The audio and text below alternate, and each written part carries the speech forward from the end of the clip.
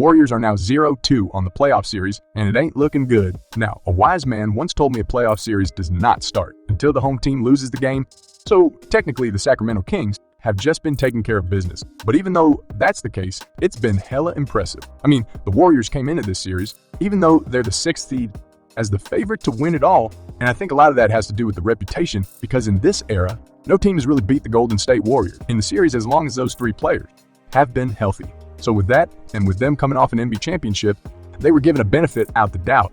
And guess what? Wiggers is back. Gary Payton is back. Oh yeah, they're going to beat these boys that have close to no playoff experience. And through the first 2 games, I mean, I gotta say, I am extremely impressed with the Kings. The unfortunate part about Game 2 is that all the conversation is going to be dominated with Draymond Green and some bonus conversation. Who was in the right? That the refs make the right call by Jack the Draymond Green, yada, yada, yada. And I'm not saying this should have been talked about, but I think that's going to be taken away. From the greatness that we've seen throughout these 2 games, Game 1 was this offensive explosion for both teams, and I think Game 2 was more grounded out. You saw these coaches make some adjustments, so it's not a super high-score game. Now, it ended up being 114, 106, but for these 2 teams, that's kind of a low-score game. You know, the Sacramento Kings are the best offensive basketball. 114 is like, man, we got to get it together. They shot less than 30 from 3-1 playoff games. That is something I did not expect from the Sacramento Kings at all. This game was the 2nd worst 3-point shooting game they've had all season long, and when it sticks, it's an all-time high. They still won. I love Game 2s and playoff series because you get to see coaches make adjustments based on Game 1.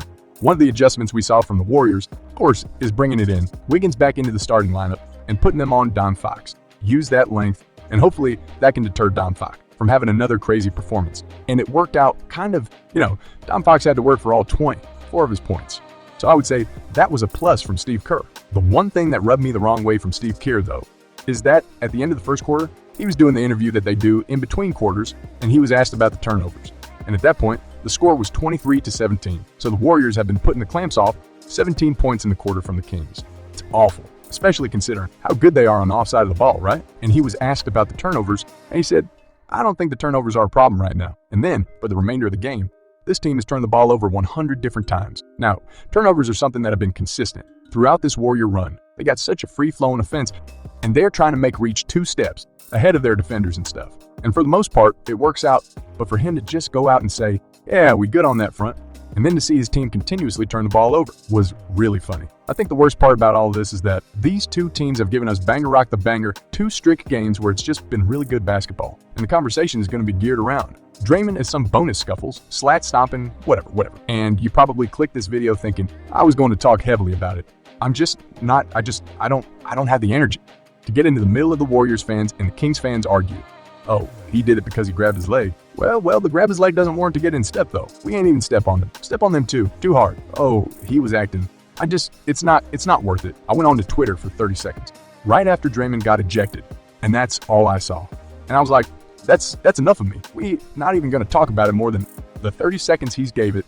The MVP of today 100 has to be Davion Mitchell. I mean, boy, oh boy, his defense on Steph Curry.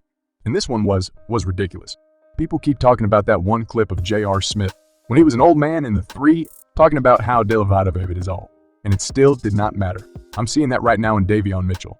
Davion Mitchell came into the NBA with the nickname Off Night, and the reason he got that nickname is, hey, if he's guarding you, you're going to have an off night. And though his offense hasn't evolved the way you might have wanted it to evolve, since he was a lottery pick, I mean, he's still young in his NBA career, and he just guarded Steph Curry down to stretch and did a damn good job.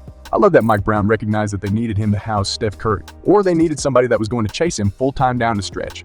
And even though Kevin Huerter, I keep doing that by the way, Kevin Huerter didn't have an amazing game. He had a better game in Game 2 than 1, but didn't play down the stretch.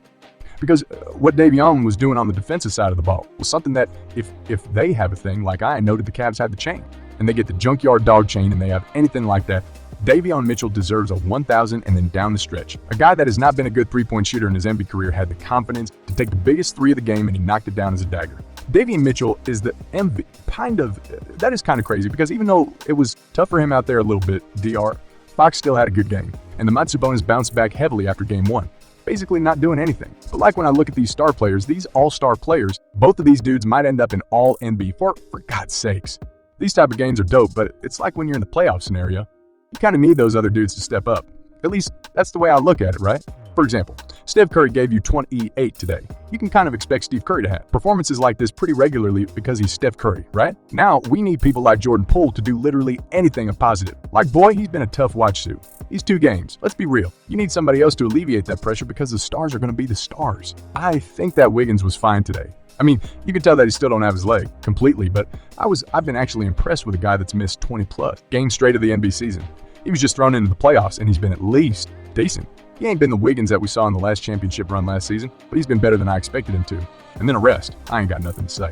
Let me Google, when was the last time Moses Moody got before tonight? Oh yeah, he did play in that game a couple of days before to play the last game of the season. With the Warriors won by 50, a game that I forgot kind of happened, and it happened like 5 days ago. I feel like he played like 30 minutes then. But before that, I mean, his minutes is 3. Minutes here, dimp here. And he was just thrown into the fire because Steve Kerr did not trust Jordan Poole down the stretch. Oopsie. He didn't like what he was seeing from Jonathan Kuminga. And I don't think he was wrong for throwing Moses Moody into the fire because they just need some type of importance to this stat. I'm looking at teams that go up 2 in a playoff. Series MB playoff series have won the series 92.8% of the time. That is an absurd number. I mean, as of right now, the way he's going, the Kings just got to go into the Chase Center. Still, one of the next 2 when it's practically over because it feels like the Warriors are the version of the Warriors we saw in the regular season, which is the ones that cannot win on the road.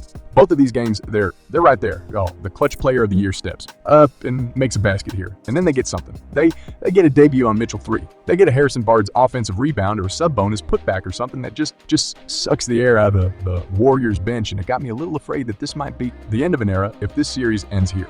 Like, if this is a one and done for, then it might be of an era because we know Draymond Green wants some money.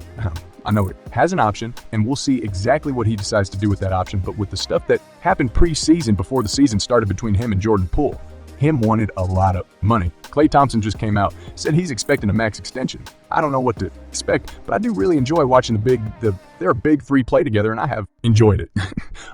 For the entirety of it, even the Kevin years, I was rooting against him because I don't like to see stupid things win, but I enjoyed the basketball that was played. I love the connection that Draymond Green has with Klay Thompson and Steph Curry. And I'm just a little bit afraid that we might be seeing the end of an era because we know it's going to have to happen eventually. I don't know, man. The city is bumping. They're up 2-0. We'll see what the rest holds. Ask me to talk about Philly versus Brooklyn. Hey, I ain't got nothing to say, man. And Jacques Vaughn is really trying to prevent Joel and being off, but then you got the others, and the others have been stepping up. Tyrese smacks you, specifically tonight. I hope them close that game now. So that's it.